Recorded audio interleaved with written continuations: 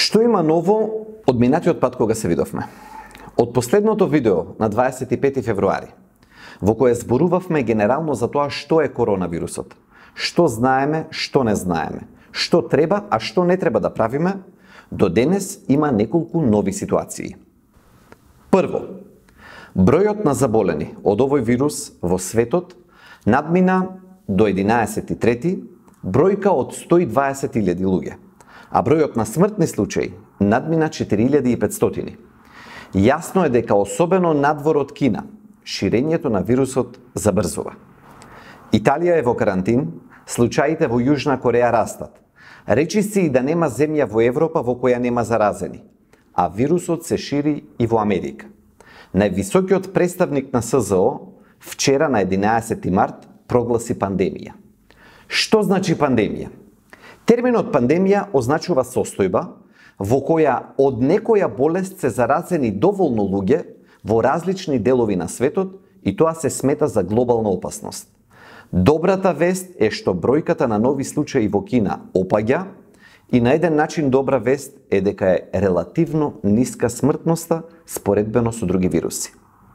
Второ, може би позначајно за нас, вирусот стаса дефинитивно и во Македонија. Моментално имаме 9 потврдени случаи, а на 200 лица се во изолација заради директниот контакт со заболените. Опасноста од ширењето останува реална. За таа цел неделава владата по препорака на институциите задолжени за јавно здравје донесе низа на мерки за превенција на ширењето на вирусот, како што се затворање на сите образовни институции од градинки до високо образование и забрана за јавни настани на кои има над 1000 луѓе, а препорача и одложување на манифестации од секаков вид и со помалку луѓе. Значи спортски надпревари, концерти и различни други социјални настани. Тоа е јасен сигнал дека треба да бидеме пред се внимателни и да ги следиме препораките на здравствените власти. Не е момент ниту за паника, но ниту за ноншалантност, туку за внимателност и присебност. Што не е ново? Следењето на препораките од здравствените власти не е нешто ново. Тоа е нешто што треба постојано да го правиме. Ќе ги повториме уште еднаш мерките на предпазливост за превенција од ширење на коронавирусот и други слични заразни болести. Препораките, како што веќе кажавме, се следните.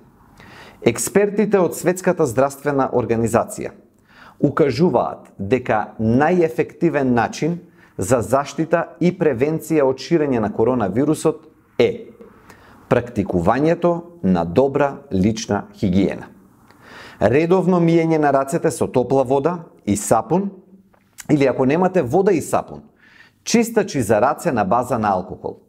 Редовното миење на раце подразбира после кашлање или кивање, пред и по приготвување на храна, по употреба на тоалет, кога ќе допирате видливо нечисти површини или било каков контакт со животни.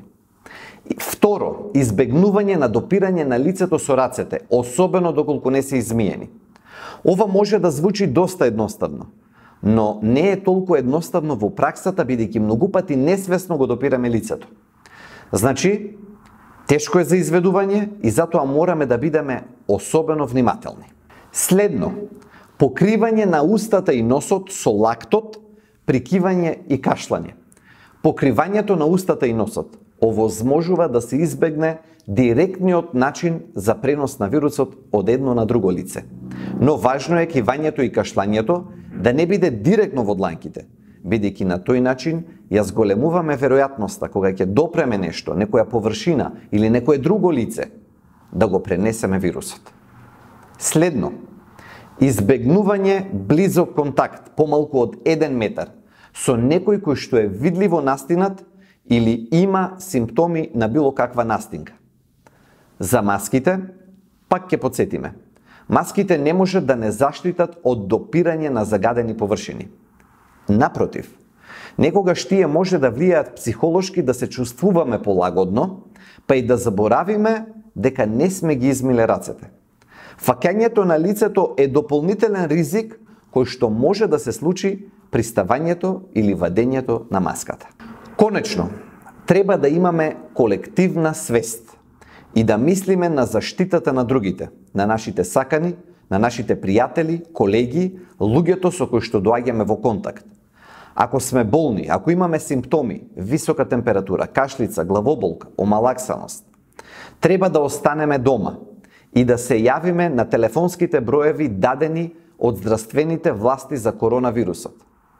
Честопати ќе може да се лекуваме дома, но доколку има потреба од тестирање и евентуално болничко лекување, тоа ќе го превземат соодветните институции.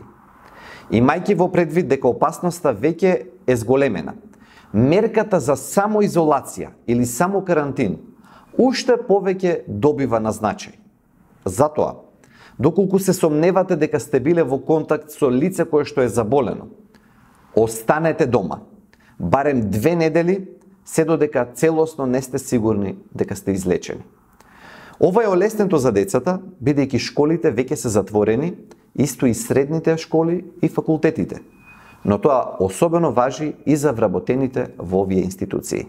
Од друга страна, прекинувањето на работата на образовните институции не значи дека децата треба да ги испраќаме во игротеки или на било кои други места каде што доаѓаат во контакт со други деца. Така се губи смислата на ограничувањето на контактот, бидејќи токму тој контакт прави вирусот да се пренесува. Затоа, намерно или ненамерно, да ги пазиме препораките да не го направиме пренесувањето на вирусот. Доколку сте патувале во ризичните подрачја, и не само во Италија и Кина, листата е објавена од Министерството за здравство, треба да се ставите во домашна изолација од 14 дена. Државата нема толкави ресурси за да стражари на вратите на сите за кои се препорачува да бидат во карантин. Затоа неопходно е да проработи совеста. А тоа може да биде олеснето доколку самите се информираме од релевантните извори околу состојбата на вирусот.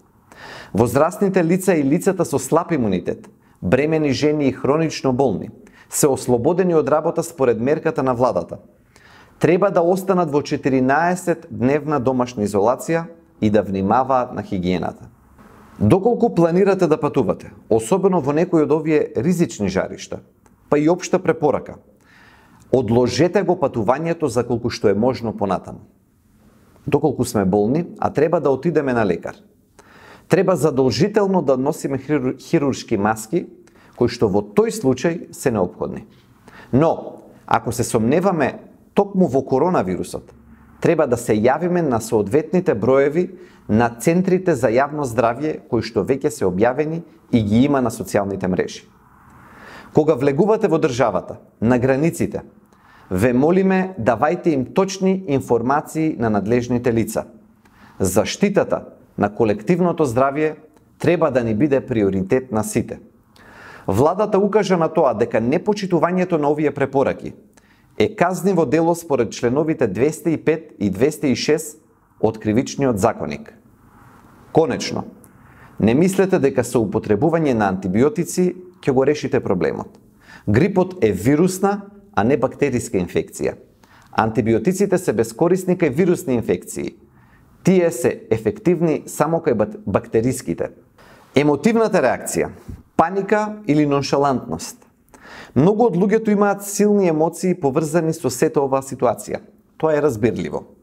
Меѓу нив се страв, збунетост, фрустрација, анксиозност, па дури и напади на паника. Од друга страна има луѓе кои што се ноншалантни и рамнодушни. Зошто здравствените власти се толку загрижени, а медиумите непрекинато известуваат? Не е потребна ниту паника, ниту ноншалантност, бидејќи токму и двете може да бидат опасни. Каков став треба да имаме во оваа ситуација? Постои загриженост кај властите дека коронавирусот е нов вирус за кој немаме лек.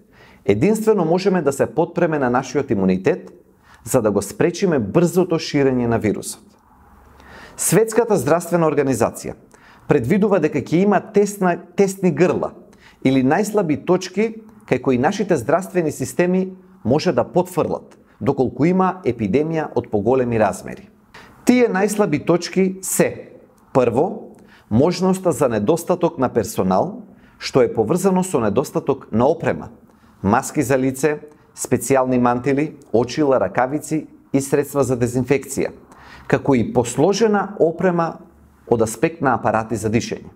Второ, просторни капацитети или локации, оделенија на болници специјализирани за ваков вид на работа, каде што пациентите ќе може да се изолираат. Според ова, ако целата ситуација со коронавирусот ескалира во пандемиски размери, иако процентот на лица со компликации и потребна хоспитализација е само неколку проценти, сепак тие неколку проценти од милиони и самите се стотици илјади. На тој начин нема да можеме да помогнеме таму кај што треба и каде што модерната медицина би можела да помогне. Токму затоа е важно да бидеме внимателни, трезвени, да ги следиме мерките на властите и да не бидеме ниту испаничени, ниту ноншалантни. Покрај внимателното следење на препораките, може и да ја зајакнеме својата единствена одбрана, да пазиме на своето здравје и да му помогнеме на своето тело да го зајакне својот имунитет. Во следното видео ќе зборувам за тоа. Останете со здравје.